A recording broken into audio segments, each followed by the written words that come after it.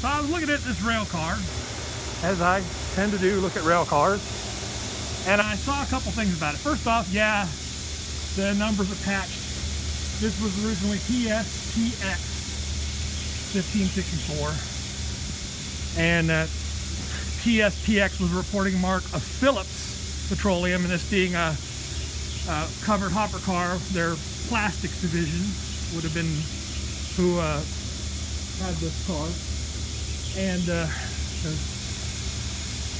when Phillips and Chevron merged, it became Chevron Phillips.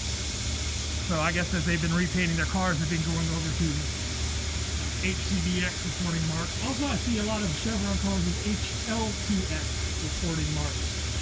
Now, I don't know whether they own those or lease those, because when I try to look up reporting mark HLTX, it says it's owned by Amoco. So, did Amoco have a plastics division and sold it to Chevron Phillips? Or is Amoco itself a division of Chevron or Phillips? And even so, where did Amoco get HLTX? Because, you know, Amoco doesn't start with an H. And usually these reporting marks at some point go back far enough through who owned these things over time. You get to somebody whose initials matches who owned them, or at least somehow related. There's a few weird ones out there.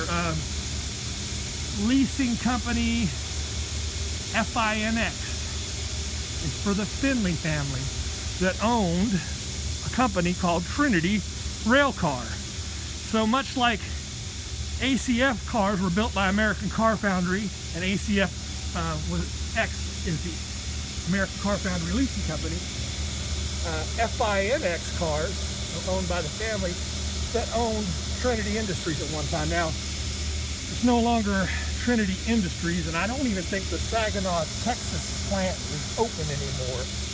I think they've made their cars somewhere else now. But this paint on this car too. Oh yeah, that's the other thing I saw on this car that made me want to do this video. I was like, what is this texture on this paint? And it took me a minute to realize that's where somebody covered up the tag with paint.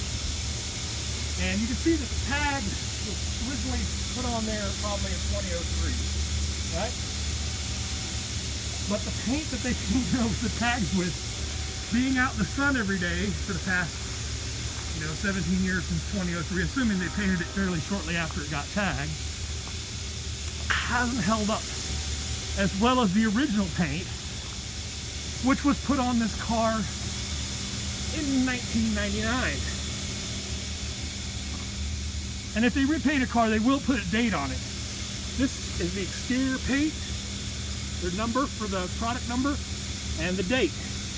Now, one twist on that, the interior lining probably got replaced at some point, but unfortunately, the paint where they redid the date, or the lettering where they redid the date, seems to have blended with